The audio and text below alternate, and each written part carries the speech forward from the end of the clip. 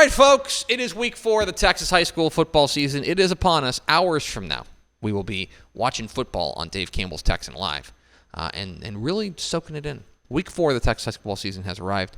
We're kind of in this weird in-between. We're about, there's a fair number of bye weeks, fair number of open dates. And there are, of the games that are happening, I would say about 30% of them are district games and 70% are not. So we've got this interesting mix, which is what makes this week of Texas high school so exciting. We'll start with our top 10 Texas high school football games of the week, starting with number 10. How about this for a little bit of a zig when they zag? Slaton and Post. This is a matchup of undefeated teams and two teams that I think are out there to prove that they are ready for prime time. This is, I think, a really intriguing matchup because Slaton is one of the hottest teams, I think, to start the year in Texas high school football. One of the real surprises, I think, of the year. Clint Conkin has done a terrific job. This is a team that won just 5 games between 2021 and 2023. They're off to a 3-0 start. Last week, they were dominant in their win over New Deal. They entered week 3, actually, as the highest scoring team in all of 3A Division II. But I thought that the defense last week in their win over New Deal was awfully impressive. Looks very good. A lot of big-time playmakers on the defense. They now get, I think, a test against a known commodity. This is kind of upstart versus known commodity in Post. Post is off to a 3-0 start. The Bold Gold has been terrific. Randon Curtis had 4 touchdown runs. They're kind of a known commodity. This is a team that I think went 13-1 last year. They're the known commodity. But Slaton, I think, is going to be a real opportunity. Remember, that's Slaton 3A against Post 2A. Fascinating ball game. We will find out exactly how for real Slaton is in this one. Slaton and Post, my number 10 game of the week. Number 9, Abilene, Wylie, and Stephenville. We're going to talk with the head coach of the Stephenville Yellow Jackets, Coach Sterling Doty, coming up here in just a moment. And this is a really intriguing matchup because I think that this is two teams that I'm not sure people are paying a ton of attention to. Abilene Wylie is off to a 2-1 start. They lost to Lubbock Monterey in the middle. That's a 5A team. But the next week they pummeled Lubbock Coronado. And overall, consistently, their defense has been excellent. Their defense has been really, really good. The question is going to be what happens when they go on the road to take on Stephenville. I don't think I need to tell you, a known commodity, who's off to a terrific start and 3-0 and dominant. That week 1 win over Midlothian Heritage, I think, has aged pretty well. 28-7, absolutely dominant. And as much as we're going to talk a lot about their defense or their offense, because I think that's what you tend to do when you talk about Stephenville, and their new quarterback, Trot Jordan, pretty great. And their new bell cow running back, Zyler McClendon, both juniors, by the way, have been great. But I think the defense has been the real star of the show. Hudson Butchie and company. That is a Stephenville team that is rolling. It's homecoming at the new stadium out there. Excited to talk with Coach Sterling Doty coming here in a moment. Number 8, Richmond, Randle, and Fort Bend Marshall. I want to flash it back to last year when we were talking about this game. Because if you remember, last year, we looked at this game as a potential canary in the coal mine about 5A Division II in Houston. Fort Bend Marshall, the longtime powerhouse down there in Houston in 5A Division II, going up against a relative upstart in Randle. Upstart in the sense that they were new. We knew they were good, but how good they were going to be. Well, Randle ends up stuffing Fort Bend Marshall in a locker en route to what ended up being their first state championship game. And Randle's been terrific to start the year. Landon Williams-Callis went off last week. Terrific performance from him. One of the top running backs in the state. I do think this Marshall team is better than they were last year. And I think their defense especially, guys like Cameron Rucker, are better. The offense has been a bit fits and starts. This is a test, I think, for Fort Bend Marshall, this game tonight, to go and kind of reclaim their place in 5A Division II in the Houston area. This is the first of a back-to-back for Randle. It's Marshall this week, and it's Iowa calling you next week. But this is a huge test, I think, for the number 2 team in 5A Division II, the reigning state champs, the Randle Lions. Number 7, Duncanville and Waxahachie. Game 2 for Duncanville here in week 4. We'll finally get another look at them. They've gone play, or they've gone week off, play game. Week off, play game. And they opened District 11 6A with a real test, I think. Because this Waxahachie team is rolling. They look the part. They look terrific. Jerry Meyer III, the TCU committed quarterback, is great. They got a strong defense led by Caden Tollison. I like this team a lot. And one of the reasons that I think this game could be really interesting is because we just don't know a ton about Duncanville because we've only seen one game. And honestly, too, this could be the district championship. Already. You're exactly right. With DeSoto kind of influx, they certainly got the wheels on back last week. I think Cedar Hill and DeSoto are a lot more Cedar Hill, DeSoto, linear. Lancaster, right? Right now, these have been the teams that have looked the most consistently excellent. At least, for Duncanville, we've only seen one game. And if nothing else, Lancaster plays North Crowley tonight, so we'll get... no, I'm sorry, they play Rockwell. Yeah. I take that back. But we'll find out more about them. We're going to find out more about what this new look offense looks like with Braden Arnold and Maximus Denson for Duncanville. A ton to learn from this one, and a massive game in District 11 6A. Number 6, Cibolo, Steele, and Austin Westlake. I probably don't need to sell you on this. This is one of those helmet games that, if you're a Texas high school football fan, this is just a big, high-profile 6A game. Westlake finally comes home, right? Yeah. They finally... After weeks on the road. They spent week 2 driving to San Benito, and then they spent week 3 driving to Humble to go 2-0. Ooh, hello. But this is, I think, a real opportunity for Cibolo Steele to win one for the Alamo City. I look at the Cibolo Steele team, and they graduated really heavy, right? But so far, the new kids on the block, I think, have acquitted themselves really well. New quarterback DJ Green, I think he's played really well. Jonathan Hatton is the known commodity here, and he has been terrific. 7 touchdowns through their first 3 games. How do they handle the Westlake defense? How does the defense handle Reese Wise? This is a kind of a classic matchup of San Antonio versus Austin. Typically, Austin has dominated these type of cross-regional matchups. Can that continue, or can Steele bring a big win back to the Alamo City? It's number 6.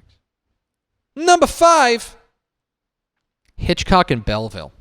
Another game that might be kind of flying under the radar, but I think this is a game between two teams that were at the tip of everybody's tongue recently, but have since kind of fallen back. But I think an opportunity for one of them to kind of jump onto the statewide stage again. Hitchcock, we know, graduated super heavy last year. Graduated a ton of big-time playmakers last year. But they sit at 2-1, a close loss to Hampshire Finette, a 4A team. And they've got wins over Lamarck and Anahuac. I think their offense has really kind of started to take off. Going up against a Bellville team that, don't forget, played for a state championship a couple years ago. 2023 state championship game. And their one loss on the year, they opened the year against Salina, and it didn't go well. That's what tends to happen when you play at Salina. But they bounced back in a really nice way. I thought last week their win over Fort Payne Crawford was really, really impressive. And it does appear that they have gotten both their houses in order as far as the offense and defense is concerned. They are, this is going to stun you, but they are running the dang ball. They got 2 guys, Travis Turner and Kendrick Turner, who have been terrific. One of these teams is going to walk away from this game feeling pretty darn good as they enter district play. And I'm excited to see it. Hitchcock and Bellville, my number 5 game in the state. Number 4, Tyler, Chapel Hill, and Carthage. How's this for big game? Chapel Hill is off to another team that I think graduated really heavily, but has figured things out on the fly and reloaded on the fly, especially, I would say, on the offensive side, right? That was the real question. But Malik G, their quarterback, has stepped up in a big way. DeMarcion Blaylock is one of the most electrifying players in Texas high school football, hard stop. And I also think that their defense has really stepped up in a big way. Let's see it. Against Carthage on the road in Panola County. And Carthage, after kind of some wobbly starts in their game against Kilgore, whom we'll get to in a moment, has really kind of righted. There was no ship to right, but they've certainly figured things out as far as what they want to look like. I think they're 2-0. They follow up the win over Carthage with a win over Liberty Ilo in dominating fashion. The defense has been beyond reproach. Absolutely terrific, led by Queefback. And the offense, which was fits and starts in the opener, really started opening things up. And I think that what you started seeing is that they were like, hey, what if we just run the dang ball? And they've started to run the dang ball with Benny Smith and with KJ Edwards. That's where I think they're going to end up winning. Long term. Can this Chapel Hill front hold up against the rushing attack? And can they break through this Carthage defense? Winning in Panola County is tough, plain and simple. Can they pull off that particular feat? Number 4, Kilgore and Pleasant Grove. Speaking of which, I told you we'd get there. This is a fabulous ball game. And Matt Stepp on TexasFootball.com described it as a rock fight in waiting, because these two teams are going to be terrific. Kilgore is coming off of one of the most impressive wins in the state, a 66-6 drubbing of Gilmer, and the worst loss for Gilmer in almost half a century. And it was all working for him last week. Defense was terrific. Rayshawn Williams ran for 209 yards. Quarterback Kason Brooks was terrific. They've got the two-way star Lakeely and Graves, Texas State commit. They've been awesome. Well, now they go on the road to Pleasant Grove to take on a team that I think we can install as the chief challenger to Carthage in 4A Division II. And their defense, their front seven, unbelievable. Unbelievable. That's where I think this is going to be really fun, is that Kilgore front up against this Pleasant Grove front seven. And then the offense started figuring things out offensively with Nick Bell as the running back and Colt Yancey, the new quarterback, stepping in. This game is going to be physical. It's going to be mean. It's going to be East Texas football at its finest. Pleasant Grove and Kilgore, my number 3 game of the week. Number 2, Tidehaven and Ganado. 3A versus 2A. It's number 2 Ganado versus number 1 Tidehaven. Two teams have played at AT&T Stadium last year. Or I'm sorry, in the last couple of years. Ganado is kind of reloaded on the fly. I think that Landon Arriaga, who started a couple games for them last year, quarterback when Bryce Ullman was hurt, has really stepped up. They've got bigger roles for Logan Burris and Austin Pena. And they've just been really strong, I think, overall to start the year. Tidehaven is kind of the opposite. They were the known commodity. They brought back a ton from last year's state semifinals team. And as much as we're going to talk about Cale Russell and Boogie Galvan, to me, the story about Tidehaven has been their defense, which has allowed 14 points for their first 3 games. Bryce Silva, TJ Galvin, they've been great. There's also the final non-district game for these two teams, so they want to end this on a high. And don't forget, last year, Ganado went to Tidehaven and pulled Tidehaven's pants down. Like, they drubbed them. And that was kind of the time when we all sat up and go, ooh, Ganado may have something. Has Tidehaven kept their receipt? We'll find out. Big game tomorrow night in Ganado. But it's not the number 1 game of the week, because the number 1 game of the week is Euless Trinity and Southlake Carroll. District 4 6A title almost certainly on the line here. And another helmet game in that you can just look at the 2 helmets and be like, I want to watch that. 2 storied DFW powers that I think are both returning to their former glory, and both of them doing it in the way that made them famous. Southlake Carroll's slinging the ball around. Angelo Arenda, Brock Boyd, they have been terrific passing the ball. They can also run the ball, by the way. Davis Penn's still back there. But they are going to be really dynamic. Euless Trinity running the dang ball. JT Harris behind a big, mean offensive line. Also, these two defenses have been really good. They've combined to allow just 40 points in their 6 games combined. This is with Caleb Adam leading the way for Trinity, William Chen, the safety for Southlake Carroll. This is for the District 4 6A title. This game is box office. This game is must-see TV. And I love the trench play here. That's going to be fun. The other thing to note, Riley Dodge has never lost a game at Dragon Stadium. Player or coach. He's never lost a game at Dragon Stadium. Can Euless Trinity do what literally nobody's ever done and take command of the District 4 6A race? Massive game. Euless Trinity and Southlake Carroll. My number one game of the week. There it is, my top 10 Texas high school football games of the week. You can find a ton of these games on Texan Live, our streaming platform. Like dozens and dozens, an irresponsible number of games on Texan Live this weekend. Make sure you go check that out.